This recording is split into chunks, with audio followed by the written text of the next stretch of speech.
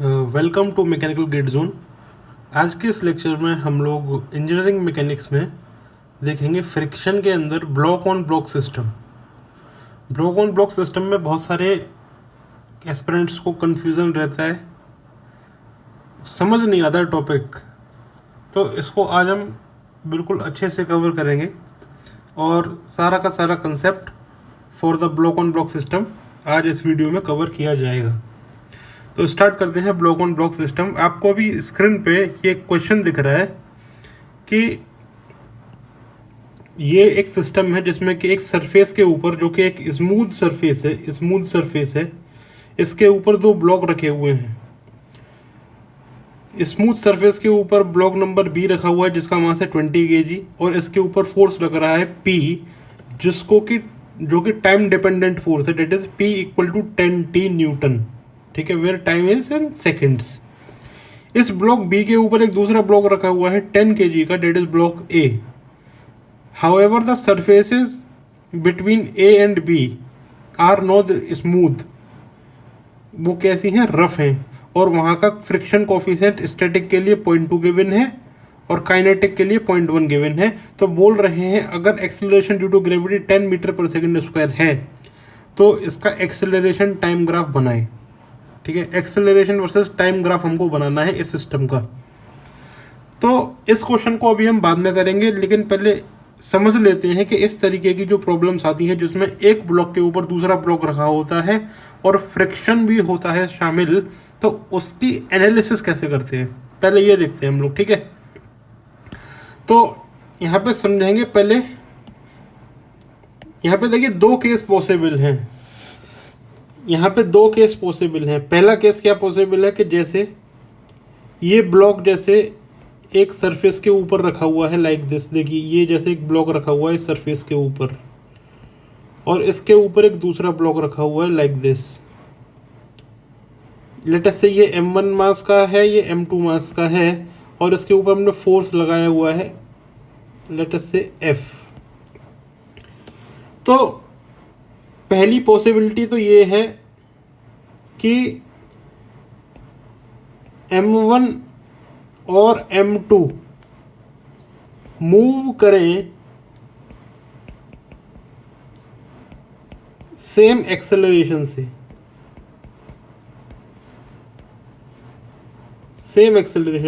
यानी let us say this is block number A और acceleration of, let us this block is block number 2 and this is block number 1।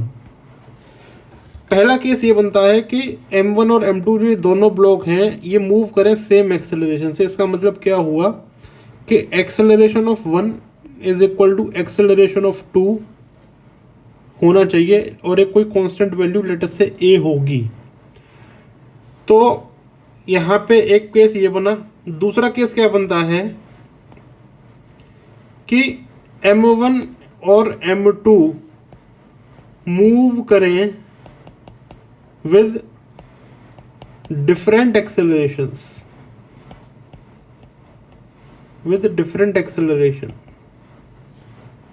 मतलब जो block 1 है उसका acceleration अलग और जो ब्लॉक 2 है उसका एक्सेलरेशन अलग। ठीक है, यानी कि a1 is not equal to a2। ठीक, तो अगर हम पहला केस देखते हैं कि जब दो ब्लॉक एक दूसरे के ऊपर रखे हुए हैं और नीचे वाले ब्लॉक के ऊपर हमने एक फोर्स लगाया है कैपिटल F और दोनों ब्लॉक सेम एक्सेलरेशन से मूव कर रहे हैं, यानी कि अगर आप किसी एक ब्लॉक पे बैठ के दूसरे ब्लॉक को देखोगे, लेट अस से अगर मैं 1 ब्लॉक के ऊपर बैठ जाऊं और सेकंड वाले ब्लॉक का एक्सेलरेशन में देखूं, तो मतलब acceleration of second with respect to first क्या होगा, acceleration of second minus acceleration of first. ठीक है, ये बिल्कुल रिलेटिव मोशन वाला कंसेप्ट है भाई। जैसे कि कोई बाइक, अगर कोई बस है, बस जा रही है आगे की तरफ 5 मीटर पर सेकंड की स्पीड से और इसी रोड पे आप जा रहे थे इधर की तरफ 1 मीटर पर सेकंड की स्पीड पे, और अगर आपसे पूछा जाए कि आप इस साइकिल पे बैठ के 1 मीटर पर सेकंड की स्पीड पे जब जा रहे थे तब बस की स्पीड आपको कैसी लगेगी, तो क्या कहोगे आप, 4 मीटर पर सेकंड लगेगी। ठीक है, ये रिलेटिव मोशन की बात हो रही है यहाँ पे। क्लियर? तो यहाँ पे जब आपने देखा कि एक्सेलरेशन ऑफ सेकंड ब्लॉक की बात कर रहे हैं हम विद रिस्पेक्ट टू फर्स्ट, और इस केस में दोनों का एक्सेलरेशन सेम था, तो acceleration of second with respect to first क्या हो जाएगा? 0। इसका मतलब क्या हुआ कि जब आप ब्लॉक 1 पे बैठ करके ब्लॉक 2 को देखोगे तो ब्लॉक 2 आपको रेस्ट में रहेगा, रेस्ट में दिखेगा। डेट इज, इसको बोलते हैं रिलेटिव रेस्ट। इसको हम लोग क्या बोलते हैं? Relative rest. मीन्स एक्सेलरेशन, जितना 1 एक्सेलरेशन जगह कर रहा था उतना ही 2 एक्सेलरेट कर रहा है आगे। तो ऐसा लगेगा कि 1 और 2 क्या है, 1 के रेस्पेक्ट में 2 क्या है? रेस्ट में है। ठीक है, समझ में आई बात? हाउएवर अगर एक्सेलरेशन दोनों के अलग अलग हुए, हाउएवर एक्सेलरेशन दोनों के अगर अलग अलग हुए तो यहाँ पे क्या होगा? अगर हम बात करते हैं फिर से 1 के ऊपर बैठ करके 2 को देख रहे हैं, तो यहाँ पे जब मैं लिखूंगा acceleration of 2 with respect to 1, तो वो हो जाएगा a2 माइनस a1। अब ये वाली क्वांटिटी बेटा 0 नहीं होगी, इसकी एक सर्टेन वैल्यू होगी। यानी कि क्या हुआ कि जब आप 1 के ऊपर बैठ के 2 को ऑब्जर्व कर रहे हो तो 2 आपको मूव करता हुआ दिख रहा है, 2 आपको मूव करता हुआ दिख रहा है। तो इसका मतलब क्या है? रिलेटिव एक्सेलरेशन क्या है? 1 और 2 के बीच में वो 0 नहीं है, 1 और 2 के बीच में 0 नहीं है। क्लियर? बोलो। इसी को बोलते हैं क्या? Block 2 is slipping over the block 1। ये दोनों ही केस पॉसिबल हैं। अब बात आती है कि जब भी इस तरीके का प्रॉब्लम आएगा तो पता कैसे चलेगा कि कोई ब्लॉक कब स्लिप करेगा किसके ऊपर, है ना? तो इसको समझने के लिए आगे बढ़ते हैं। इतना समझ में आया कि नहीं वो बताएं पहले। 2 केस बनेंगे सेम एक्सेलरेशन के और डिफरेंट एक्सेलरेशन के। ठीक है, दोनों ब्लॉक या तो सेम एक्सेलरेशन से मूव करें और दोनों ब्लॉक या तो डिफरेंट एक्सेलरेशन से मूव करें। आप एक एक्सपेरिमेंट खुद भी कर सकते हैं घर पे, एक एक्सपेरिमेंट खुद भी कर सकते हैं घर पे। और वो कैसे? आप क्या कीजिएगा कि एक टेबल के ऊपर एक बुक रख दीजिएगा, एक टेबल के ऊपर एक बुक रखना, बुक, और इस बुक के ऊपर कोई दूसरी छोटी बुक रख देना। और नीचे वाली बुक को आप इनिशियली पहले केस में क्या करेंगे कि बहुत छोटा सा फोर्स लगा करके खिसकाएंगे आगे की तरफ, बहुत छोटा सा फोर्स कम लगाएंगे नीचे वाली बुक पे। तो आप देखेंगे कि ये दोनों बुक सेम एक्सेलरेशन से मूव करेंगी आगे की तरफ, सेम एक्सेलरेशन से। तो इनको ट्रीट कर सकते हैं as a single body. However अगर आपने नीचे वाली बुक को ज़्यादा तेज़ी से खींच दिया, अगर नीचे वाली बुक को ज़्यादा तेज़ी से खींच दिया तो आप अपनी आंखों से देखोगे कि ऊपर वाली बुक इस नीचे वाली बुक के रेस्पेक्ट में स्लिप करेगी। करके देख लेना वरना। ठीक है, तो ये 2 केस बनते हैं और इन दोनों केस को आज हम यहाँ पे देखेंगे। तो स्टार्ट करते हैं।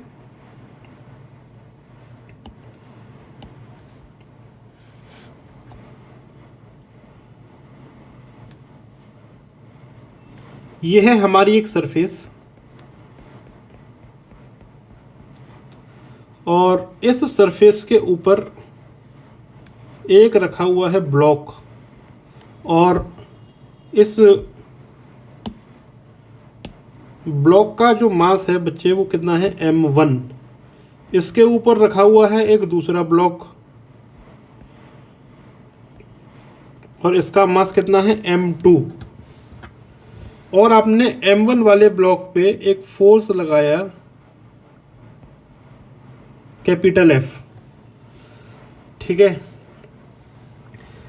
तो यहाँ पे क्या किया कि इनिशियली आपने छोटा सा फोर्स लगाया था F, इनिशियली आपने एक छोटा सा फोर्स लगाया था F, और जब छोटा सा फोर्स F लगाया था तो इनिशियली हम मान करके चल रहे हैं कि m1 और m2 दोनों सेम एक्सेलरेशन से आगे बढ़ रहे थे, यानी कि 1 के ऊपर बैठ के सेकंड का एक्सेलरेशन जब आप देखोगे, that is acceleration of second with respect to 1 क्या था, 0 था।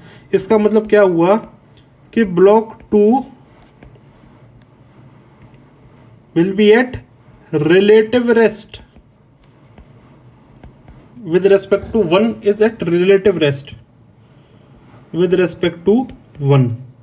ठीक है, क्लियर। अब यहां पे समझते हैं कि जब हम फोर्स m1 ब्लॉक पे लगा रहे हैं तो m2 ब्लॉक कैसे मूव कर रहा है।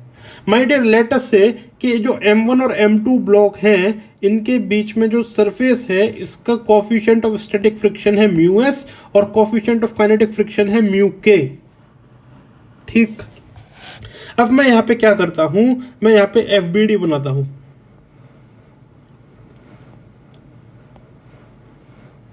यहां पे मैं FBD बना रहा हूं। नीचे की तरफ आ गया M2G, ऊपर की तरफ आ गया normal reaction on block 2 offered by the block 1। ठीक है, क्लियर। इसके नीचे एक दूसरा ब्लॉक रखा हुआ है जिसका कि मास आ गया नीचे, वेट आ गया m1g नीचे, इसके ऊपर फोर्स लगाया हुआ है आपने कैपिटल F आगे की तरफ। और लेट अस से कि मैं यहाँ पे एक चीज़ मान के चलता हूँ कि नीचे वाली जो सरफेस है बच्चे वो क्या है, स्मूथ है, स्मूथ। ठीक है, अब यहाँ पे देखिए क्या हो रहा है कि नीचे वाली सरफेस के रेस्पेक्ट में जब आप ब्लॉक 1 का FBD यहाँ पे बना रहे हो, ये सरफेस आ गई नीचे की तरफ। ठीक है, तो ये जो सरफेस है S से मैंने रिप्रेजेंट कर दी, तो ऊपर यहाँ पे एक नॉर्मल रिएक्शन भी मिलेगी, normal reaction on block 1 offered by the surface. अब इस का रिएक्शन भी आपको यहाँ पे देखने को मिलेगा नीचे की तरफ, और N21 क्योंकि M2G के बराबर है तो M2G के बराबर ही यहाँ पे रिएक्शन देखने को मिलेगी। तो यहाँ से हमको एक बात तो पता चल गई कि normal reaction on second with respect to 1 कितनी आ जाएगी, M2G, और normal reaction on first with respect to the surface कितनी आ जाएगी, M1 प्लस M2G। अभी ये फ्री बॉडी डायग्राम कंप्लीट नहीं है माय डियर। नीचे वाला जो ब्लॉक है डेट इज ब्लॉक नंबर 1 और ये ऊपर वाला ब्लॉक है ब्लॉक नंबर 2। जब ब्लॉक नंबर 1 को आप आगे टूवर्ड्स राइट खींच रहे हो applying the force capital F, और क्योंकि जो सरफेस है वो स्मूथ है तो जो सरफेस है वो कोई भी फ्रिक्शन नहीं लगाएगी इस ब्लॉक नंबर 1 के ऊपर। अब ब्लॉक नंबर 2 कैसे चल रहा है, block number 2 my dear friction की वजह से चलेगा, फ्रिक्शन की वजह से चलेगा। फ्रिक्शन का डायरेक्शन कैसे देखेंगे वो यहाँ पे देख लेते हैं। माय डियर ब्लॉक नंबर 1 पे जब आप बैठोगे और आगे की तरफ जाओगे तो ऐसा लगेगा कि M2 क्या है, पीछे की तरफ जा रहा है। ठीक है, जब आप ब्लॉक नंबर 1 पे बैठोगे और कोई फोर्स लगाएगा इस ब्लॉक पे टूवर्ड्स राइट, तो आपको क्या लगेगा कि M2 पीछे की तरफ जा रहा है, लेकिन M1 और M2 एक दूसरे के ऊपर रखे हुए हैं, तो M1 क्या कहेगा कि M1 क्या कहेगा कि M2 भी आगे की तरफ जाए, M2 भी आगे की तरफ जाए। इसका मतलब यहाँ पे जो फ्रिक्शन होगा, यहाँ पे जो फ्रिक्शन होगा वो लगेगा टूवर्ड्स राइट ब्लॉक नंबर 2 पे, and this is the friction force F। अब यहाँ पे इसका एक रिएक्शन फोर्स भी आएगा जो कि सरफेस 1 पे लगेगा लाइक दिस। अब ये फ्रिक्शन स्टैटिक होगा या काइनेटिक होगा वो कैसे पता चलेगी, क्योंकि यहाँ पे दो कोफिशिएंट ऑफ फ्रिक्शन आपको गिवन है, डेट इज μs और μk, μs और μk। ठीक है, मैंने यहाँ पे आपसे बोला कि इनिशियली जो कैपिटल F फोर्स है ये बहुत छोटा है, इनिशियली जो कैपिटल F फोर्स है बहुत छोटा है, और इतना छोटा है कि M1 और M2 ब्लॉक एक साथ चल रहे हैं जब हम फोर्स लगा रहे हैं। मतलब 1 के ऊपर बैठ करके जब आप 2 का मोशन देख रहे हो तो माय डियर 2 जो है वो रेस्ट में है 1 के रेस्पेक्ट में, और माय डियर मतलब जो सेकंड वाला ब्लॉक है 1 के ऊपर मूव नहीं कर रहा। हाउएवर ग्राउंड के रेस्पेक्ट में दोनों एक साथ चलेंगे, लेकिन वन के ऊपर बैठ के टू को देखोगे तो टू आपको रेस्ट में लगेगा, ठीक है। और जब ऐसा होगा तो माय डियर, जब फोर्स की वैल्यू छोटी थी, इतनी छोटी थी कि दोनों सेम एक्सेलरेशन से मूव कर रहे थे, तब इस केस में जो सेकंड ब्लॉक था वन के रेस्पेक्ट में रेस्ट में था, तो माय डियर यहाँ पे जो फ्रिक्शन की वैल्यू होगी ये स्टैटिक फ्रिक्शन होगा। यहाँ पे ब्लॉक नंबर 2 को जो मूव कराएगा वो स्टैटिक फ्रिक्शन मूव कराएगा initially for the lower value of the applied force. However इस फ्रिक्शन की, स्टैटिक फ्रिक्शन की एक लिमिटिंग वैल्यू होगी, एक मैक्सिमम वैल्यू होगी जिसको बोलते हैं कि लिमिटिंग फ्रिक्शन। तो जो लिमिटिंग फ्रिक्शन होगा, लिमिटिंग फ्रिक्शन जो होगा ये क्या होता है, ये होता है coefficient of static friction into normal reaction, that is m2g। ये है लिमिटिंग फ्रिक्शन की वैल्यू। आपने क्या किया, आपने फोर्स को थोड़ा और बढ़ा दिया, फोर्स को आपने थोड़ा और बढ़ा दिया, ये तब भी साथ साथ चल रहे हैं, यानी कि अभी भी सेकंड वाला ब्लॉक वन के रेस्पेक्ट में रेस्ट में है। माय डियर अभी भी यहाँ पे स्टैटिक फ्रिक्शन लग रहा होगा, लेकिन उस स्टैटिक फ्रिक्शन की वैल्यू लिमिटिंग फ्रिक्शन से कम होगी।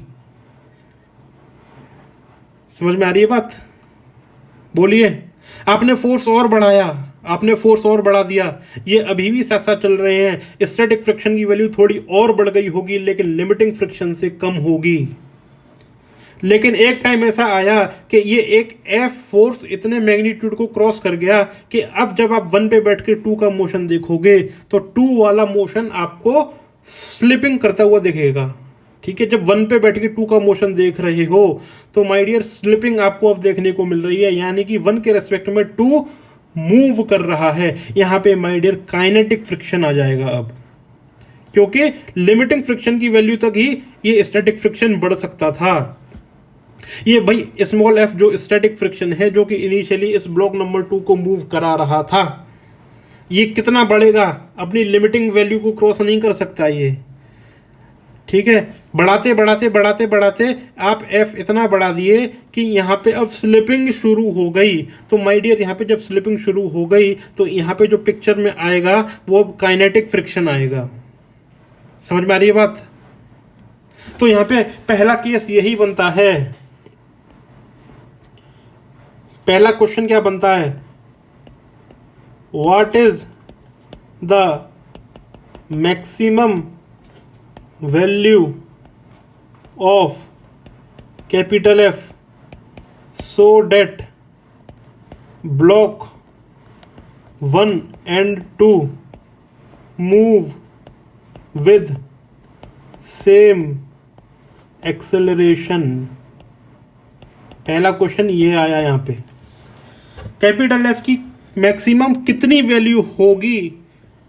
मैक्सिमम वैल्यू ऑफ एफ हमको बतानी है कि m1 और m2 साथ साथ सेम एक्सेलरेशन से मूव करेंगे।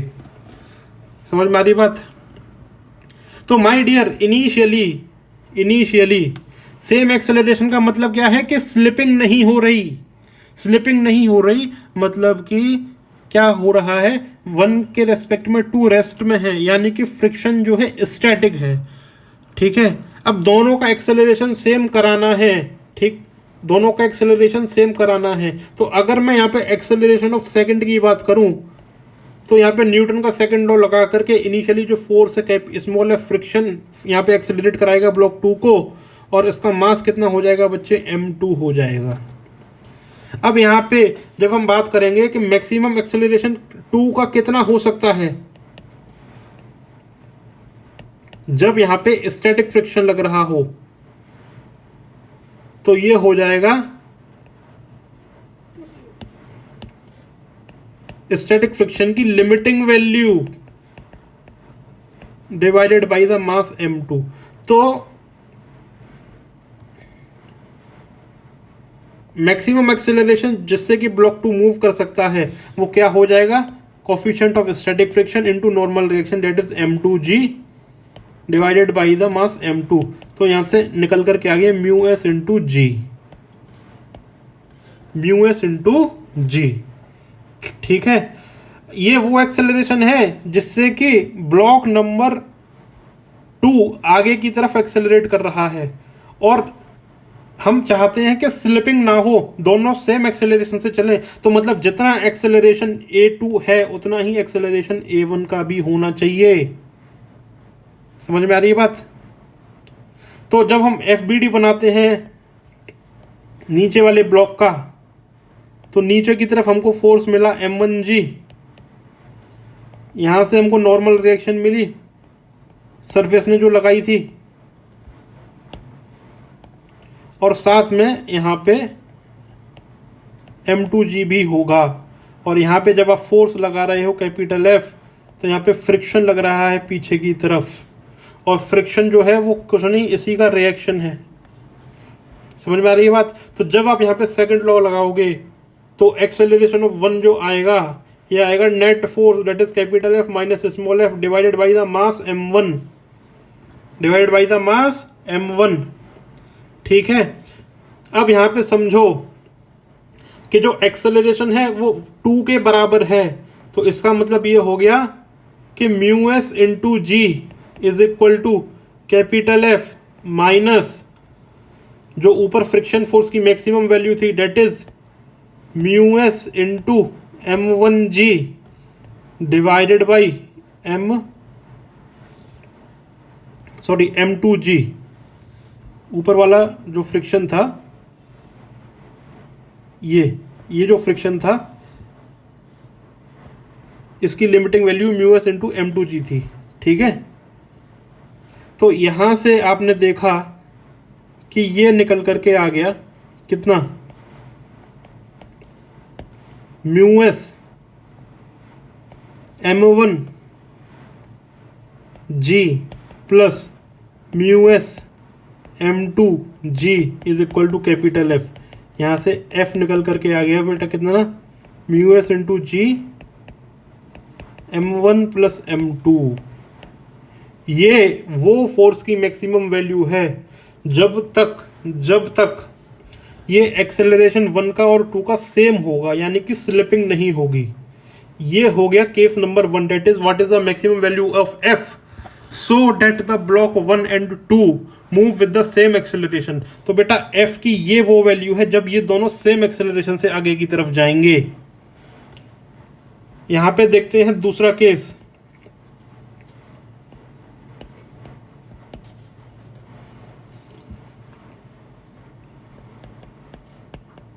What is the acceleration and friction between the blocks when applied force is less than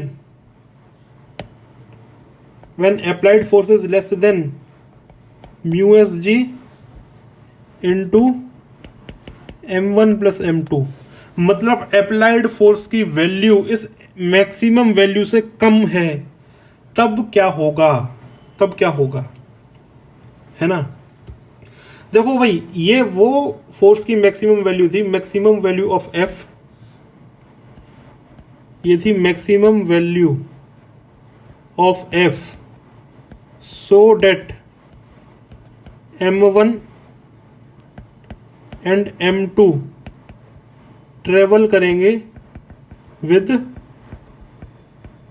same acceleration. ये वो वैल्यू थी। समझ में आ रही है? अगर इससे छोटी वैल्यू लगाओगे F की, तब भी ये साथ साथ ही आगे जाएंगे, लेकिन माय डियर जो फ्रिक्शन होगा ना वो अलग होगा। इस केस में कैसे होगा मैं यहाँ पे आपको बता देता हूँ। फिर से मैं वही आपको सीधा यहाँ पे बना देता हूँ डायग्राम ऑफ नीचे की। यहाँ पे आ गया फोर्स M1G, ऊपर आ गया normal reaction on block 1 with respect to 2। यहाँ पे आ गया फ्रिक्शन फोर्स जो कि इसको मूव कराएगा, और यहाँ पे अब हम बात कर रहे हैं M2G की, तो नीचे की तरफ आ गया M2G, ऊपर की तरफ आ गया normal reaction on 1 with respect to surface. यहाँ पे आ गया अप्लाइड फोर्स कैपिटल एफ, साथ में एक रिएक्शन आएगा N12 का नीचे की तरफ और M1G के बराबर होगा, और यहाँ पे पीछे की तरफ आ गया friction capital small F, late us से स्मॉल एफ डैश की यहाँ पे बात कर दे रहा हूँ। समझ में आ गई बात? तो यहाँ पे बच्चे अब क्या होगा, यहाँ पे जो एफ डैश है, लेट अस से एफ डैश हम इसको कह देते हैं। यहाँ पे जो बच्चे एफ डैश है ये एफ मैक्स से छोटा है, तो इस केस में भी दोनों ब्लॉक सेम एक्सेलरेशन से आगे जाएंगे। समझ में आ रही है बात? बोलो। यहाँ पे भी दोनों ब्लॉक सेम एक्सेलरेशन से आगे जाएंगे। तो कहने का क्या मतलब है कि जो एक्सेलरेशन होगा फर्स्ट ब्लॉक का, this is the block number, 1 second, गड़बड़ हो गई क्या कुछ, M2G नीचे, ये ठीक, अच्छा ये M2G है भाई, ठीक। ये हो गया हमारे पास क्या, ब्लॉक नंबर फर्स्ट, और ये हो गया ब्लॉक नंबर सेकंड। तो यहाँ पे जब आप देखोगे, जब ये एफ डैश आपने लिखा, समझ में आ रही है बात, तब इस केस में हम बात कर रहे हैं एक्सेलरेशन की, सेम एक्सेलरेशन होगा। तो यहाँ पे आप देखिए F dash minus small F dash divided by the M1 will be equal to F dash divided by M2। ये एक्सेलरेशन हो गया किसका, सेकंड वाले ब्लॉक का, और ये एक्सेलरेशन हो गया किसका, फर्स्ट वाले ब्लॉक का। यहाँ पे क्या अननोन है, यहाँ पे फ्रिक्शन अननोन है डियर। एफ डैश की वो वैल्यू जो एफ मैक्स से छोटी हो क्वेश्चन में गिवन है, M1 गिवन है, M2 गिवन है, एफ डैश यहाँ से पता चल जाएगा। और मैं आपको सीधा सीधा बता देता हूँ कि यहाँ पे जो एफ डैश निकल करके आएगा ना, ये छोटी वैल्यू होगी किससे, लिमिटिंग फ्रिक्शन से, क्योंकि बेटा स्टैटिक फ्रिक्शन है। स्टैटिक फ्रिक्शन सेल्फ एडजस्टिंग होता है बिटवीन द वैल्यू 0 से लेके लिमिटिंग फ्रिक्शन तक। समझ में आ रही है बात? बोलो, क्लियर? तो ये है कहानी। जब एफ डैश पता चल जाएगा, तो इसमें रख देना, तो एक्सेलरेशन भी पता चल जाएंगे दोनों ब्लॉक के। तीसरा केस और देख लो कि अगर अप्लाइड फोर्स की वैल्यू डेट से एफ डबल डैश ये ज़्यादा हो जाए किससे, इस वैल्यू से,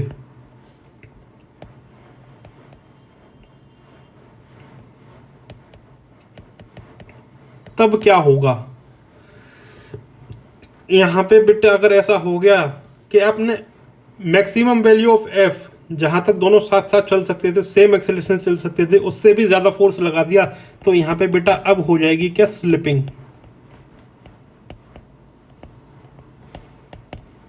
अकर्स। स्लिपिंग यहाँ पे हो जाएगी, और जब यहाँ पे स्लिपिंग होगी तो यहाँ पे जब आप देखना ऊपर वाले ब्लॉक का जो मूवमेंट होगा, डेट इज M2G,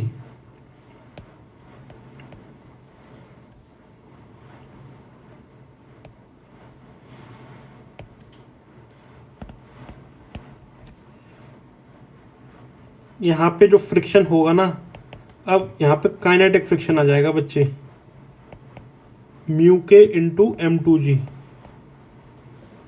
और यहाँ पे जब आप M1 वाले ब्लॉक का बनाओगे डायग्राम, तो M1 प्लस M2G नीचे आ गया, applied force F capital F यहाँ चला गया, F double dash let's say ऊपर की तरफ नॉर्मल रिएक्शन आ गई, और पीछे की तरफ ये फ्रिक्शन आ गया स्मॉल एफ। अब यहाँ पे बच्चा स्मॉल एफ जो है काइनेटिक फ्रिक्शन है, क्योंकि स्लिपिंग हो रही है, म्यू के M2G, ठीक है।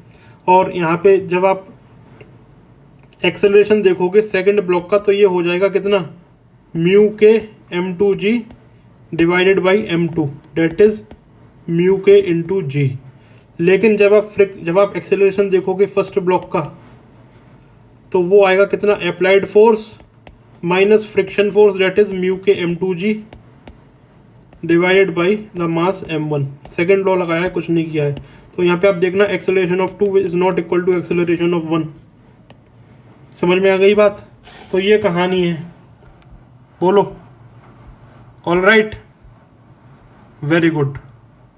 आई होप सबको समझ में आया होगा। क्लियर है? अब चलते हैं अपने क्वेश्चन की तरफ। अब चलते अपने क्वेश्चन की तरफ, और क्वेश्चन हमारा कौन सा था?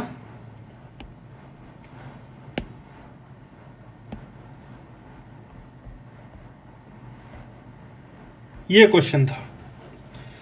कॉन्सेप्ट आपको समझ में आया कि नहीं, ये बता दीजिए बस मेरे को। मजा आ गया? ठीक है, अब इस क्वेश्चन को करते हैं, बहुत ही अच्छा प्रॉब्लम है, समझिए इस बात को। तो ये क्वेश्चन मैंने पहले ही डिस्कस कर दिया था। क्या करना है? एक्सेलरेशन टाइम ग्राफ बनाना है इस पूरे सिस्टम का, ठीक। तो अब यहाँ पे समझते हैं क्या होगा। तो सबसे पहले इस केस में हम फ्री बॉडी डायग्राम बना लेते हैं पहले। तो मैं यहाँ पे पहले फ्री बॉडी डायग्राम बना रहा हूं किसका? ब्लॉक नंबर ए का। तो यहाँ पे नीचे की तरफ एक बॉडी का वेट होगा जो कि अर्थ लगा रही होगी एम ए इंटू जी। अब एम ए की वैल्यू 10 है, जी की वैल्यू भी 10 है, तो जो वेट लग रहा है ये लग रहा है 100 न्यूटन का। इस ब्लॉक के ऊपर बेटा नॉर्मल रिएक्शन भी ऊपर की तरफ लग रही होगी। Normal reaction on A applied by the block B. अब ब्लॉक ए जो है इसके ऊपर डायरेक्शन ऑफ फ्रिक्शन किधर होगा? आगे की तरफ होगा। Friction on A applied by the surface B, ठीक है, क्लियर। ये तो हो गया एफ बी डी किसका? ए का। अब यहां पे हम बनाते हैं एफ बी डी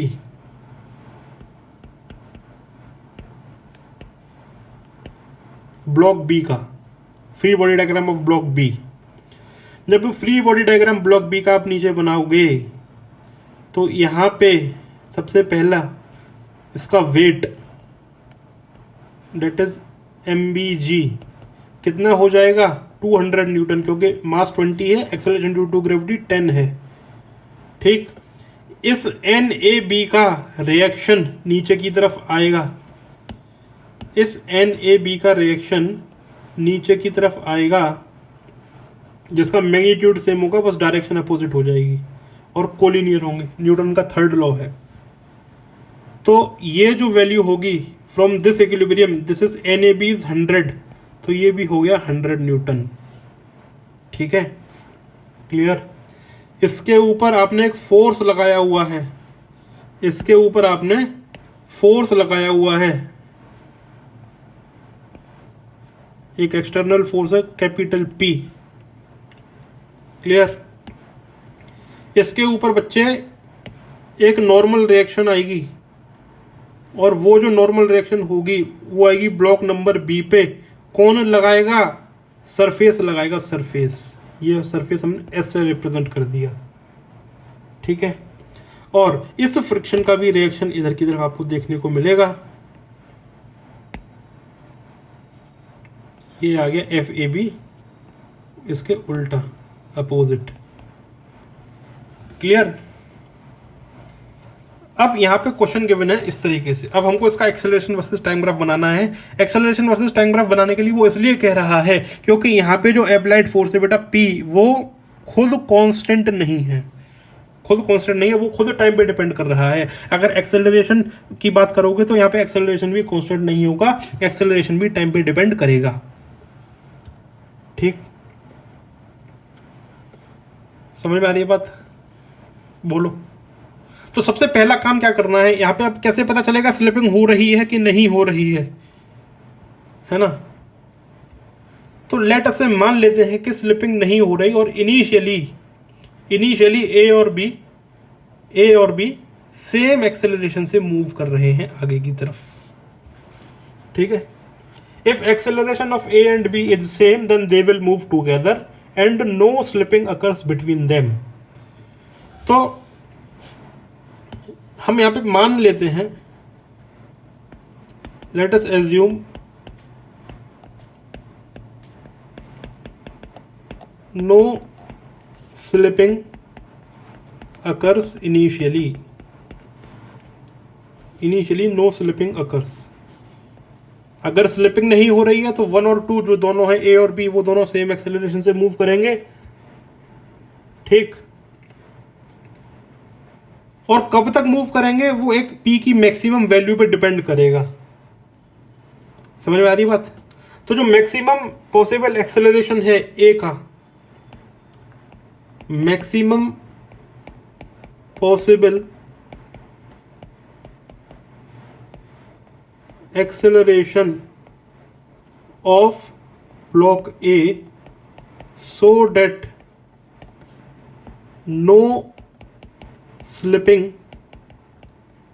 occurs, वो कितना होगा यहाँ पे समझते हैं। भाई ब्लॉक ए को कौन मूव कराएगा इनिशियली? जब ए और बी एक साथ चल रहे हैं, स्लिपिंग नहीं हो रही है, तो बी के रेस्पेक्ट में जब ए का मोशन देखोगे, रेस्ट में दिखेगा स्टैटिक फ्रिक्शन लगेगा। अब स्टैटिक फ्रिक्शन जो है सेल्फ एडजस्टिंग होता है 0 से लेकर लिमिटिंग फ्रिक्शन के बीच में, इसकी वैल्यू बदलती रहती है। और जैसे ही एक बार फ्रिक्शन लिमिटिंग फ्रिक्शन को क्रॉस किया तो काइनेटिक फ्रिक्शन आता है। तो यहाँ पे जब ए और बी एक साथ चलेंगे, एक साथ चलने का मतलब है स्लिपिंग नहीं हो रही, स्लिपिंग नहीं हो रही तो मतलब बी के रेस्पेक्ट में ए का मोशन रेस्ट में, यानी कि स्टैटिक फ्रिक्शन। तो जो मैक्सिमम वैल्यू है लिमिटिंग फ्रिक्शन ऑन ए वो कितना होगा वो यहाँ पे हम देख लेते हैं। तो जो मैक्सिमम एक्सेलरेशन होगा वो कितना हो जाएगा? Limiting friction on block A divided by mass of block ए। अब लिमिटिंग फ्रिक्शन क्या होता है? Coefficient of static friction into normal reaction, coefficient of static friction into normal reaction. Normal reaction कितनी है भाई? एन ए बी कितना है? 100 Newton divided by the mass of block ए। तो यहां से मैक्सिमम एक्सेलरेशन जो आ गया किसका? ए का, वो कितना आ गया बच्चे? कोएफिशिएंट ऑफ स्टैटिक फ्रिक्शन कितना गिवन है? 0.2। नॉर्मल रिएक्शन कितनी है? 100। मास कितना गिवन है? 10। तो ये कितना आ गया? 2 मीटर पर सेकंड स्क्वायर आ गया, 2 मीटर पर सेकंड स्क्वायर आ गया, ठीक है। और यही एक्सेलरेशन ब्लॉक बी का है, तभी तो वो स्लिपिंग नहीं करेंगे, ठीक है। तो जब हम बात करेंगे किसके बारे में? ब्लॉक बी के बारे में, अप्लाई करना है न्यूटन का second law for block B. तो वो क्या हो जाएगा? Net force that is P minus F A B is equal to mass of block B into acceleration of block B. अब यहाँ पे हम कह रहे हैं कि स्लिपिंग नहीं हो रही, नो स्लिपिंग, तो इसका मतलब क्या हुआ? Acceleration of A is equal to acceleration of B is equal to 2 metre पर सेकेंड स्क्वायर, ठीक है। तो जब ऐसा होगा तो क्या होगा? Force P minus friction force यहाँ पे कौन सा लग रहा है? Limiting, corresponding to the acceleration of 2 metre पर सेकेंड स्क्वायर, लिमिटिंग फ्रिक्शन लग रहा है। और उसकी वैल्यू कौन सी है? अभी ऊपर निकाली थी, that is 0.2 into 200 is equal to mass of block B कितना है बच्चे? 20, और एक्सेलरेशन कितना है इसका? 2। तो यहाँ से जब आप इसको सॉल्व करोगे तो यहाँ से आपको क्या मिलेगा? बताएं, यहाँ से आपको क्या मिलेगा? ये ऊपर गलत हो गया क्या? हाँ, यहाँ पे गलती हो गई हमसे। ये फ्रिक्शन जब हम निकाल रहे हैं तो ये यहाँ पे गलती हो गई है कि ये 100 होगा, 100 ये, ठीक है। जो फ्रिक्शन है 0.2 इंटू 100 है, ठीक। और जब ऐसा होगा तो P की वैल्यू कितनी आ गई बच्चे? 60 न्यूटन। लेकिन P कितना गिवन है? 10T। तो 10T की जब हम बात कर रहे हैं तो वो आ गया 60। इसका मतलब क्या हो गया? T is equal to 6 seconds, ये निकल करके आया। मतलब t इक्वल टू 0 से हमने फोर्स लगाना शुरू किया, t इक्वल टू 0 से हमने फोर्स लगाना शुरू किया, समझ लो मेरी बात को। और t इक्वल टू 6 सेकेंड तक जब हम फोर्स लगाते गए तब हमने ये देखा कि ब्लॉक ए और ब्लॉक बी सेम एक्सेलरेशन से मूव कर रहे हैं। However at the time t is equal to 6 seconds, at the time t equal to कहाँ गया 6 सेकेंड्स, जो एक्सेलरेशन है a और b का वो कितना है, वो है 2 मीटर पर सेकेंड स्क्वायर। बोलो जी। तो F equal to 60 newton, sorry P equal to 60 newton maximum value है फोर्स की जब तक कि दोनों ब्लॉक एक साथ चलेंगे बिना स्लिप हुए, ठीक है। और वो टाइम 6 सेकंड तक होगा, 0 से लेकर 6 सेकंड तक, ठीक। और ये वो टाइम होगा जब दोनों एक साथ चलेंगे बिना स्लिपिंग के। तो कहने का मतलब मेरा यहां पे ये है, देयरफॉर जब टाइम होगा 0 और 6 सेकंड के बीच में, तो यहां पे लगने वाला जो फोर्स होगा ये 0 से लेके 60 न्यूटन तक वेरी करेगी, क्योंकि फोर्स टाइम पे dependent linearly, F equal to 10t given है। और इस दौरान acceleration of A is equal to acceleration of B होगा, मतलब दोनों सेम एक्सेलरेशन से मूव करेंगे। जब दोनों सेम एक्सेलरेशन से मूव करेंगे बच्चे, और यहाँ पे हमने किसी particular time t equal to 6 second पे हमने एक्सेलरेशन बता दिया 2 मीटर पर सेकंड स्क्वायर, लेकिन अभी भी हम एक्सेलरेशन और टाइम के बीच में रिलेशन नहीं फाइंड कर पाए हैं। जब बच्चे सेम एक्सेलरेशन से चलती हैं दो बॉडी एक दूसरे के ऊपर रखी हुई, तो उनको as a single body treat किया जा सकता है और कंप्लीट एक्सेलरेशन सिस्टम का दिया जाएगा force applied P divide by the total mass m1 plus m2। अब P जो गिवन है बच्चे वो 10t गिवन है, और टोटल मास जो सिस्टम का हो गया ये हो गया 30 kg, 20 प्लस 10। तो यहां से हमको रिलेशनशिप मिल गई एक्सेलरेशन की, कि एक्सेलरेशन जो है t/3 मीटर पर सेकंड स्क्वायर होगा जब टाइम हमारा 0 से 6 सेकंड के बीच में रहेगा। बोलो हाँ, बोलिए, समझ में आ रही है बात, क्लियर है जी। तो अब यहां पे एक्सेलरेशन वर्सेस टाइम ग्राफ बनाना शुरू करते हैं, या फिर इसको बाद में बनाएंगे, पहले और स्टडी कर लेते हैं आगे की। माय डियर, अभी मोशन खत्म नहीं हुआ है, किसी पर्टिकुलर इंटरवल की बात नहीं की है उसने क्वेश्चन में कि इतने इंटरवल से इतने इंटरवल तक का टाइम ग्राफ बनाना है हमको, एक्सेलरेशन टाइम ग्राफ। उसने कहा है एक्सेलरेशन वर्सेस टाइम ग्राफ बनाओ, मतलब टाइम इक्वल टू 0 से शुरू हुआ, टाइम इक्वल टू 0 से शुरू हुआ और इनफाइनाइट तक जा रहा है, मतलब हमको आगे की भी बात करनी है। अभी 6 सेकंड के बाद क्या हुआ होगा, ये तो हमने बात कर ली किसकी, 6 सेकंड्स की। अब 6 सेकंड के बाद क्या होगा माय डियर, जैसे ही 6 सेकंड बीतेंगे तो होगा क्या कि ये जो अप्लाइड फोर्स है ना बच्चे, ये 60 न्यूटन को क्रॉस कर जाएगा, और 60 न्यूटन को जब क्रॉस कर जाएगा तो 60 न्यूटन फोर्स वो फोर्स की वैल्यू थी जब एक्सेलरेशन ऑफ ए और एक्सेलरेशन ऑफ बी सेम था, एक्सेलरेशन ऑफ ए और एक्सेलरेशन ऑफ बी सेम था, 60 न्यूटन फोर्स की वो वैल्यू थी। अब जैसे ही फोर्स की वैल्यू 60 न्यूटन को क्रॉस करेगी, अब यहाँ पे आपको स्लिपिंग देखने को मिलेगी। और स्लिपिंग देखने का मतलब क्या है, स्लिपिंग देखने का मतलब ये है कि ब्लॉक नंबर बी के ऊपर बैठ के जब आप ब्लॉक नंबर ए को देखोगे तो ब्लॉक नंबर ए स्लिप करता हुआ दिखेगा, यानी कि मोशन में होगा। तो इसका मतलब यहाँ पे जो फ्रिक्शन है जो ए पे लगेगा, जो कि इसका मोशन करा रहा होगा, वो काइनेटिक फ्रिक्शन होगा डियर। समझ में आ रही है बात, बोलो क्लियर। अब यहां पे समझते हैं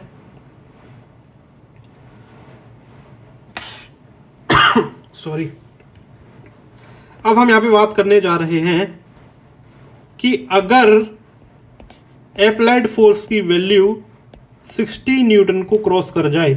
कहने का मतलब ये है कि हम 6 सेकंड बाद की बात कर रहे हैं, 6 सेकंड के बाद की बात हो रही है। अब जब फोर्स की वैल्यू 60 न्यूटन से ज़्यादा हो जाएगी तो यहाँ पे बेटा अब आपको स्लिपिंग देखने को मिलेगी, स्लिपिंग देखने को मिलेगी। ठीक है, इसका मतलब यह है कि ए और B are observed in relative motion with respect to each other and thus kinetic friction will move the upper block, kinetic friction will move the upper block. ठीक है, तो यहां पे जब काइनेटिक फ्रिक्शन की बात करेंगे तो जो नेट फोर्स होगा, अब यहां पे जो देखो ब्लॉक नंबर ए जो है इसको जो मूव कराएगा कौन कराएगा, काइनेटिक फ्रिक्शन।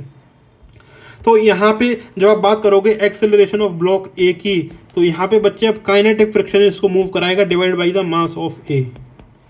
और काइनेटिक फ्रिक्शन क्या होता है, coefficient of friction mu K into normal reaction N A B divided by the mass of A. Coefficient of kinetic friction कितना गिवन है, 0.1 गिवन है। एन ए बी कितना है, 100 है, 0.1 और 100, तो ये हो जाएगा 0.1 इंटू 100 और मास इसका हो गया 10 kg। तो एक्सेलरेशन जो आ गया ए का, ये आ गया बच्चा 1 मीटर पर सेकंड स्क्वायर। अब जैसे ही 6 सेकंड बीत जाएंगे तो 6 सेकंड के बाद एक्सेलरेशन जो होगा ए का, ये कांस्टेंट एक्सेलरेशन 1 मीटर पर सेकंड स्क्वायर के रेस्पेक्ट में मूव करेगा। एक्सेलरेशन जो होगा ए का ये 1 मीटर पर सेकंड स्क्वायर होगा। ठीक है, क्लियर। इसी तरीके से अब अगर हम बात करते हैं ब्लॉक बी की, ये तो हमने बात कर ली किसके बारे में, ब्लॉक ए के बारे में। अब हम यहाँ पे बात करने जा रहे हैं किसके बारे में, ब्लॉक बी के बारे में।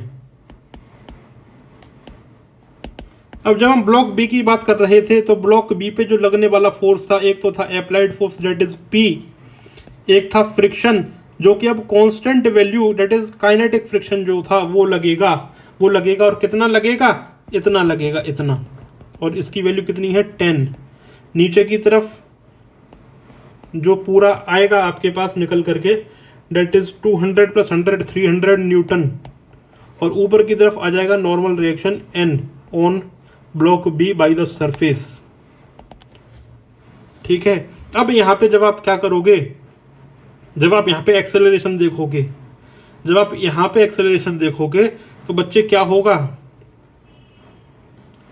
एक्सेलरेशन ऑफ ब्लॉक बी क्या हो जाएगा, net force that is p - 10 divided by the mass of block B that is 20 kg। अब यहाँ पे जो p है वो कितना है, 10t है, -10 डिवाइड बाई द 20। ठीक है, तो ये निकल कर क्या जाएगा, t/2 माइनस का 1/2। और ये कब है एक्सेलरेशन b का, जब टाइम हमारा 6 सेकंड से बड़ा है। और ये एक्सेलरेशन a का कब है, जब टाइम हमारा 6 सेकंड से बड़ा है। समझ में आ रही है बात, मतलब t = 0 से t = 6 सेकंड तक तो एक्सेलरेशन दोनों ब्लॉक का सेम रहेगा, that is acceleration of a is equal to acceleration of b। जैसे ही टाइम 6 सेकंड क्रॉस होंगे तो क्या होगा बच्चे, एक्सेलरेशन a का अलग होगा और b का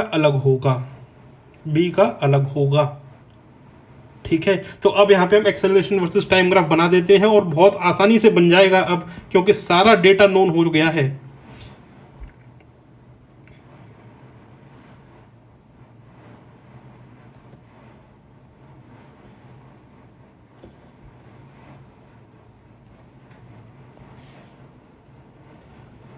तो ये हो गया हमारे पास यहाँ पे एक्सेलरेशन, ये हो गया यहाँ पे हमारे पास टाइम। जो पॉइंट ऑफ इंटरेस्ट है वो क्या है, 6 सेकंड से पहले की कहानी और 6 सेकंड के बाद की कहानी। तो मैं यहाँ पे t = 6 सेकंड यहाँ पे प्लॉट कर देता हूँ। ठीक, ये क्या है बच्चे, t = 6 सेकंड, t = 6 सेकंड। ठीक, हमने क्या किया था, ब्लॉक नंबर ए को, जो ऊपर वाला ब्लॉक था उसको हमने ये पिंक कलर से दिखाया है और ब्लॉक नंबर बी को येलो कलर से दिखाया है। ठीक है, तो दोनों ब्लॉक का एक्सेलरेशन बनाते हैं। इनिशियली 6 सेकंड से पहले पहले दोनों सेम एक्सेलरेशन से जाएंगे। तो मैं यहाँ पे एक्सेलरेशन का बात कर देता हूँ। पहले हम यहाँ पे ब्लॉक ए के एक्सेलरेशन की बात कर लेते हैं और यहाँ पे फिर हम ब्लॉक बी के एक्सेलरेशन की बात कर लेंगे। तो एक्सेलरेशन जो है बच्चे वो ए ब्लॉक का कितना है टाइम के रेस्पेक्ट में, t/3 बिटवीन द इंटरवल 0 से 6 second, t/3 between the interval 0 से 6 सेकेंड्स। उसके बाद क्या हुआ, जो एक्सेलरेशन है ए का ये हो गया 1 मीटर पर second square for the time greater than 6। ये हो गया 1 for the time greater than 6। However if we talk about the acceleration of B, तो एक्सेलरेशन ऑफ बी की जब हम यहाँ पे बात करेंगे तो एक्सेलरेशन ऑफ बी कितना था, t/3 था फॉर द टाइम 0 से 6 सेकेंड। लेकिन अब ये चेंज हो करके t/2 - 1/2 हो जाएगा for the time greater than 6 second. एक ही ग्राफ पे बनाना है तो यहाँ पे हम क्या करेंगे, पहले तो एक स्ट्रेट लाइन देखो, a = t/3 क्या है, एक स्ट्रेट लाइन है पासिंग थ्रू दी ओरिजिन। ठीक है,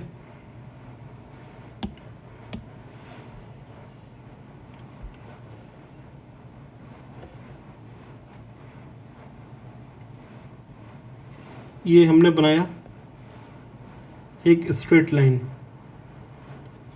पासिंग थ्रू दी ओरिजिन और इसी के ऊपर हल्का सा थोड़ा सा मैं इस कलर से डैश डैश दिखा देता हूँ जो कि बताएगा कि एक्सेलरेशन ऑफ ए और एक्सेलरेशन ऑफ बी दोनों सेम है इस इंटरवल में। और जब t = 6 सेकेंड था उसके करस्पॉन्डिंग जो एक्सेलरेशन था हमारा वो कितना था, 2 मीटर पर सेकेंड स्क्वायर, 2 मीटर पर सेकेंड स्क्वायर। तो इसका मतलब इसके करस्पॉन्डिंग ये जो वैल्यू होगी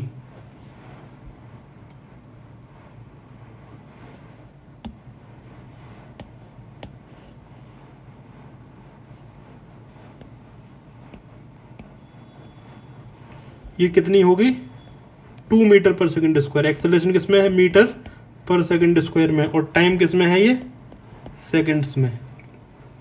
जब t = 6 सेकेंड के बाद की बात करेंगे तो जो एक्सेलरेशन है ब्लॉक ए का वो कितना है, वो है 1 मीटर पर सेकेंड स्क्वायर, 1 मीटर पर सेकेंड स्क्वायर। तो t = 6 सेकेंड के बाद की जब हम यहाँ पे बात करने जा रहे हैं तो जो एक्सेलरेशन है वो कांस्टेंट है अब आगे की तरफ। समझ में आ रही है बात।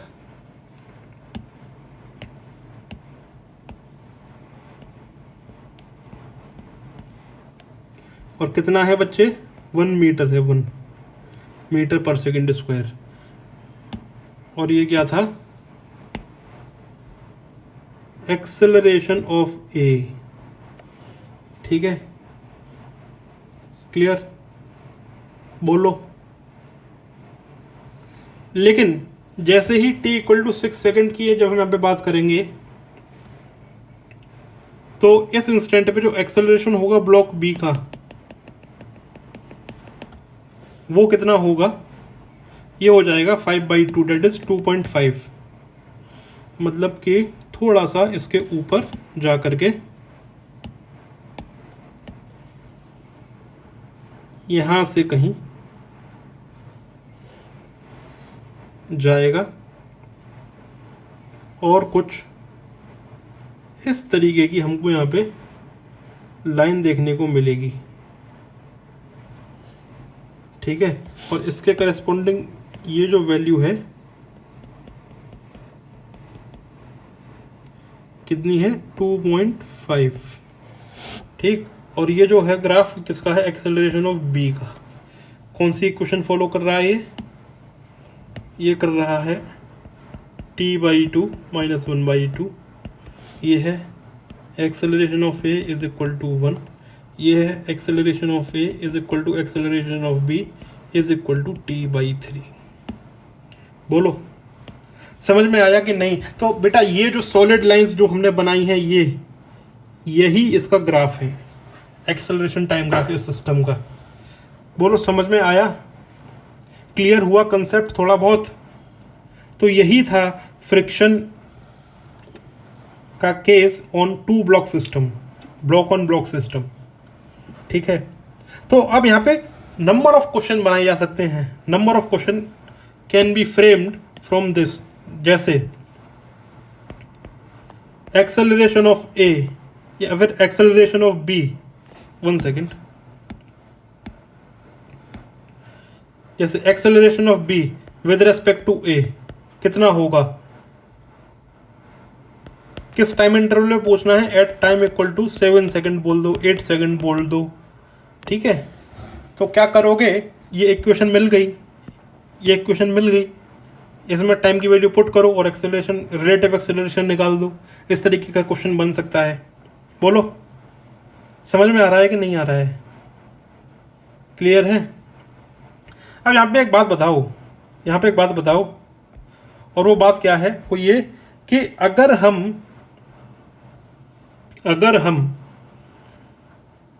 बात करते हैं कि 60 सेकंड से कम की बात करते हैं, लेट अस से अगर हम टाइम इक्वल टू 4 सेकंड की यहाँ पे बात करें, एक केस और देख लो भाई, यहाँ पे थोड़ा आगे की बात कर रहे हैं, क्वेश्चन तो हमारा खत्म हो गया। लेट अस से टाइम इक्वल टू 4 सेकंड की यहाँ पे हम बात कर रहे हैं। जब हम 4 सेकंड की बात करेंगे तो उसके करस्पॉन्डिंग जो बेटा क्या होगा, एक्सेलरेशन होगा, या फिर एक काम करो, एक्सेलरेशन कितना था यहाँ पे आपके, t/3 था ना, तो 4 सेकंड ना मान करके आप इसको 3 सेकंड मान लो, क्योंकि एक्सेलरेशन हमारे पास एक नेचुरल नंबर आ जाएगा। ठीक, जब हम t इक्वल टू 3 सेकंड की यहाँ पे हम बात कर रहे थे, जब हम t इक्वल टू 3 सेकंड की यहाँ पे बात कर रहे थे, तो 3 सेकंड का मतलब ये है कि लगने वाला जो फोर्स था डेट इज 10t, वो तो था कितना, 30 न्यूटन, और एक्सेलरेशन जो था दोनों ब्लॉक का वो कितना था बच्चे, वो कितना था, वो था 1 मीटर पर सेकंड स्क्वायर। वो था कितना, 1 मीटर पर सेकंड स्क्वायर। समझ में आ रही बात? बोलो, जब 1 मीटर पर सेकंड स्क्वायर एक्सेलरेशन था, यानी कि अप्लाइड फोर्स जो है 30 न्यूटन, वो maximum value of force up to which both block can move together without slipping, उससे कम है, that is 30 newton is less than 60 newton. तो मतलब एक्सेलरेशन तो सेम अभी भी रहेगा, लेकिन अंतर कहाँ आएगा, अंतर बेटा यहाँ आएगा, यहाँ ये जो फ्रिक्शन है। इनिशियली जब स्लिपिंग नहीं हो रही थी तो स्टैटिक फ्रिक्शन था, स्टैटिक फ्रिक्शन यहाँ पे सेल्फ एडजस्टिंग नेचर का होता है, ये चेंज हो जाएगा ये फ्रिक्शन FAB। तो जब एक्सेलरेशन हमारा 1 मीटर पर सेकंड स्क्वायर है, तो उसके करस्पॉन्डिंग जो फ्रिक्शन होगा, स्टैटिक फ्रिक्शन, जो कि मूव करा रहा होगा ब्लॉक, ऊपर वाले ब्लॉक को, ठीक है, वो कराएगा m इंटू ए एक्सेलरेशन से। तो अब यहाँ पे जो फ्रिक्शन है ये μs इंटू NAB नहीं होगा, μs इंटू NAB नहीं होगा, ये लिमिटिंग फ्रिक्शन की वैल्यू है। समझ में आ रही है बात? मास इसका 10 kg था, मास इसका 10 kg था, एक्सेलरेशन कितना है 1, तो लगने वाला फ्रिक्शन बेटा अब 10 न्यूटन का लग रहा होगा, 10 न्यूटन का फ्रिक्शन लग रहा होगा। ठीक है, बोलो, समझ में आ रहा है? पहले जो फ्रिक्शन था, मैक्सिमम वैल्यू जो थी लिमिटिंग फ्रिक्शन की, वो 20 न्यूटन थी, लेकिन अभी जो फ्रिक्शन लग रहा है, जब एक्सेलरेशन 1 मीटर पर सेकंड स्क्वायर था, दोनों का कॉमन एक्सेलरेशन, तब लगने वाला फ्रिक्शन बेटा 10 न्यूटन था, क्योंकि फ्रिक्शन जो है लिमिटिंग फ्रिक्शन होता है जब स्लिपिंग नहीं होती, दोनों ब्लॉक साथ साथ चल रहे होते हैं। समझ में आया बात समझ में आई? क्लियर है? Very good. तो आप इसको नोट कर सकते हैं, बहुत ही अच्छा प्रॉब्लम था इस क्वेश्चन को समझाने के लिए, इस टॉपिक को समझाने के लिए।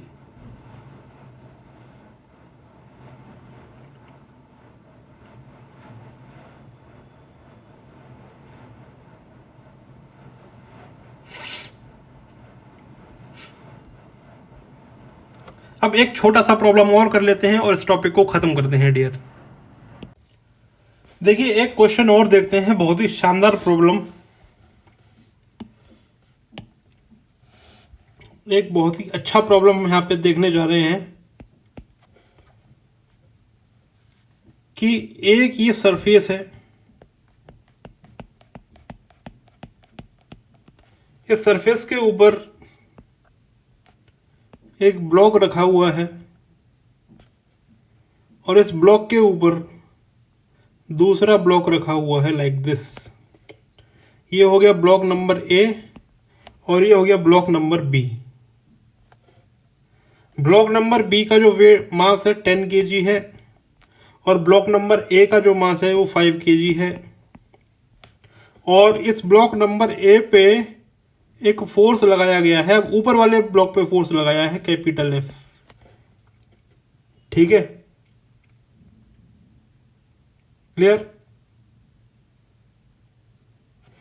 जो ब्लॉक्स है उनके बीच में फ्रिक्शन कोफिशिएंट है वो है 0.5 और जो ग्राउंड है और जो 10 kg का ब्लॉक है इसके बीच में कोफिशिएंट ऑफ फ्रिक्शन जो है बच्चे वो है 0.2। तो कह रहे हैं जब हम 40 न्यूटन का फोर्स इस ब्लॉक ए पे लगाएंगे, यानी कि अपर ब्लॉक पे जब हम 40 न्यूटन का फोर्स लगाएंगे तब हमको ए का एक्सेलरेशन और बी का एक्सेलरेशन दोनों बताने हैं। तो सबसे पहले आप ट्राई कीजिए, इसको 3-4 मिनट लगा के सोचिए, बहुत ही अच्छा प्रॉब्लम है ये भी। ठीक है, तो जब बन जाएगा तो आंसर कमेंट बॉक्स में लिखिएगा और उसके बाद नहीं बन रहा है तो सॉल्यूशन इसका देखिए, अभी मैं इसको बताता हूँ, करिए सॉल्व। वीडियो को पॉज करके सॉल्व कीजिए क्योंकि अब मैं सॉल्यूशन बताने जा रहा हूँ। देखिए सेम कहानी है, मैकेनिक्स का कोई भी प्रॉब्लम आए सबसे पहले क्या बनाना है, free body diagram. Free body diagram जब हम ब्लॉक ए की बात कर रहे हैं तो ब्लॉक ए, यहाँ पे जी की वैल्यू जो है बच्चे वो 10 मीटर पर सेकंड स्क्वायर लेनी है। जब हम ब्लॉक ए की बात कर रहे हैं तो ब्लॉक ए पे लगने वाला क्या है, बॉडी का वेट नीचे की तरफ कितना लगेगा, 50 न्यूटन। इस ब्लॉक ए पे लगने वाला जो नॉर्मल रिएक्शन होगा, normal reaction on A due to B, ये हो गया। एक अप्लाइड फोर्स है कैपिटल एफ इधर की तरफ, और इधर मैं ब्लॉक बी का बनाता हूं तो यहाँ पे देखो ब्लॉक बी का वेट होगा नीचे की तरफ, डेट इज 100 न्यूटन, और साथ में एन ए बी की रिएक्शन आएगी डेट इज 50 न्यूटन। अब यहाँ पे आ जाएगा normal reaction on block B due to the surface.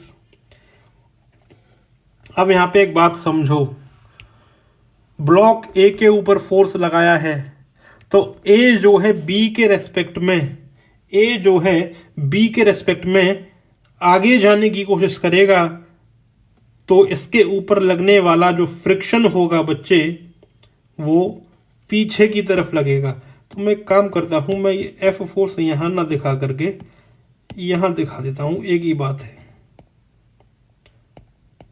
इस पे लगने वाला जो फ्रिक्शन होगा ये पीछे की तरफ लगेगा फ्रिक्शन। अब यही फ्रिक्शन का रिएक्शन यहाँ आएगा जो कि इस ब्लॉक बी को चलाने की कोशिश करेगा, अपने साथ ले जाने की कोशिश करेगा। ले जा पाएगा या नहीं वो हमको नहीं मालूम है अभी। ठीक है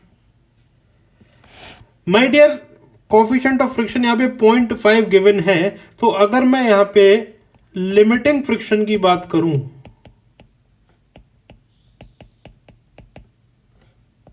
बिटवीन लिमिटिंग फ्रिक्शन की बात करूं जो कि कहां लगेगा,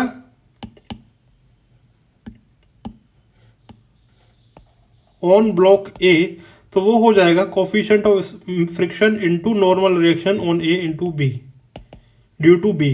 तो कोफिशिएंट ऑफ फ्रिक्शन बेटा 0.5 गिवन है और नॉर्मल रिएक्शन इसकी 50 हो जाएगी। तो कुल मिलाकर के 25 न्यूटन का फोर्स जो है ये लिमिटिंग फ्रिक्शन है। ठीक है, जो कि ब्लॉक ए पे लगेगा। हाउएवर जब हम बी को देखेंगे ना, जब हम बी को देखेंगे, ये जो फ्रिक्शन है ये है ऑन ब्लॉक, ये एफ ए बी है, ये एफ ए बी। अब बेटा यहाँ पे एक फोर्स और रह गया यहाँ पे दिखाने को, वो है जो इसके रेस्पेक्ट में देखो क्या होगा जब ब्लॉक बी पे लगने वाला फ्रिक्शन है। देखो जो केबल और केबल वो फोर्स जो कि बी को चलाने की कोशिश करेगा वो होगा ये वाला। ब्लॉक बी को आगे की तरफ स्लाइड करने की जो ड्राइविंग फोर्स होगी वो होगी फ्रिक्शन बिटवीन ए और बी। और जब ए और बी के बीच में लगने वाला फ्रिक्शन ब्लॉक बी को आगे की तरफ स्लाइड कराने की कोशिश करेगा, तो ब्लॉक बी और सरफेस के बीच में लगने वाला फ्रिक्शन इसके मोशन को रोकने की कोशिश करेगा, और यहाँ पे आएगा friction between the block B and the surface like this. ठीक है, तो यहां पे ये हो गया 25 न्यूटन। क्लियर? बोलिए, समझ में आ रही है बात?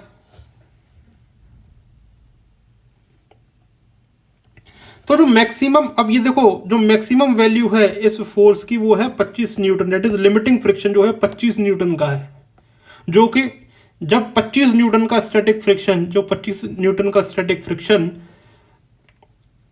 या यहाँ पे स्टैटिक और काइनेटिक मेंशन नहीं है तो दोनों के कोफिशिएंट ऑफ फ्रिक्शन सेम मानते हैं।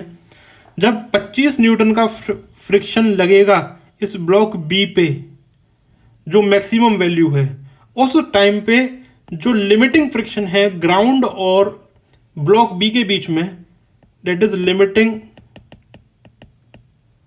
Friction on B due to the surface S, वो कितना है? वो है coefficient of friction, that is 0.2 जो कि गिवन है क्वेश्चन में, और जो नॉर्मल रिएक्शन है N B S that is 150। तो ये आ गया 30 न्यूटन। मतलब जब तक कि ड्राइविंग फोर्स 30 न्यूटन को क्रॉस नहीं करेगी तब तक ये ब्लॉक बी जो नीचे वाली है वो मूव नहीं करेगी। यहाँ पे मैक्सिमम फोर्स जो लग सकता है फ्रिक्शन का वो लग सकता है 25 न्यूटन का। चाहिए कितना मोशन कराने के लिए? 30 न्यूटन से ऊपर। तो ब्लॉक बी यहाँ पे मूव नहीं करेगी, डू नॉट मूव।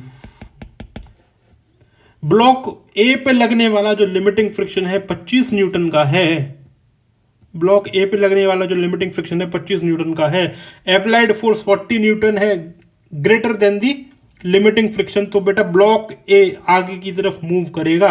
और एक्सेलरेशन में ब्लॉक ए का यहां पे बता दूं तो जो नेट फोर्स है that is 40 minus 25 divide by the mass of block A that is 5। बोलिए जी, डेट इज 3 मीटर पर सेकेंड स्क्वायर आ जाएगा एक्सेलरेशन ऑफ ए। लेकिन एक्सेलरेशन ऑफ बी 0 ही रहेगा, बी वाला ब्लॉक मूव नहीं करेगा आगे की तरफ। समझ में आ रही है बात? क्लियर है? बोलो।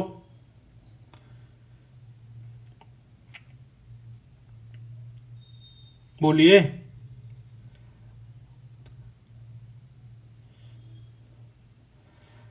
तो यहां पे ये भी पूछा जा सकता है, अब आपको ये बात पता चल गई कि बी वाला जो ब्लॉक है ये मूव नहीं करेगा।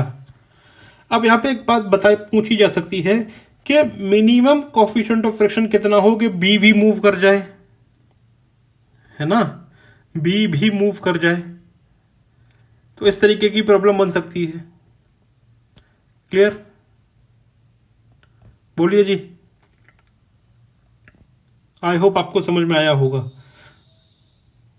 All right. सो इस तरीके का भी प्रॉब्लम आपने देख लिया जहां पे दो ब्लॉक एक दूसरे के ऊपर रखे हुए थे और जो फोर्स लग रहा था वो ऊपर वाले ब्लॉक पे लग रहा था। क्लियर है? ओके। तो आई होप आपको आज का लेक्चर समझ में आया होगा। बहुत ही शानदार लेक्चर था, बहुत अच्छा डिस्कशन आज हुआ इस क्वेश्चन से रिलेटेड। अब गेट 2005 में आया हुआ एक प्रॉब्लम है इंजीनियरिंग मैकेनिक्स का, मैकेनिकल इंजीनियरिंग एग्जाम में, तो आप उसको कीजिएगा, बहुत ही आसानी से हो जाएगा अगर ये समझ में आ गया होगा। तो नहीं समझ में आया इसको एक बार और देख लेना, लेकिन देखना ज़रूर, बढ़िया टॉपिक है। ठीक, तो मिलते हैं नेक्स्ट लेक्चर में, और नेक्स्ट लेक्चर में हम लोग स्टार्ट करेंगे अपना जो नेक्स्ट टॉपिक है डेट इज़ वेज, जो एप्लीकेशन ऑफ फ्रिक्शन वाला पोर्शन है, डेट इज़ रोप फ्रिक्शन, और हमारा स्क्रू जैक है, वेज है, और application of friction in vehicles हैं। ये सारी टॉपिक्स जो हैं हम नेक्स्ट लेक्चर में देखेंगे। तो मिलते हैं नेक्स्ट लेक्चर में, तब तक के लिए ऑल द बेस्ट।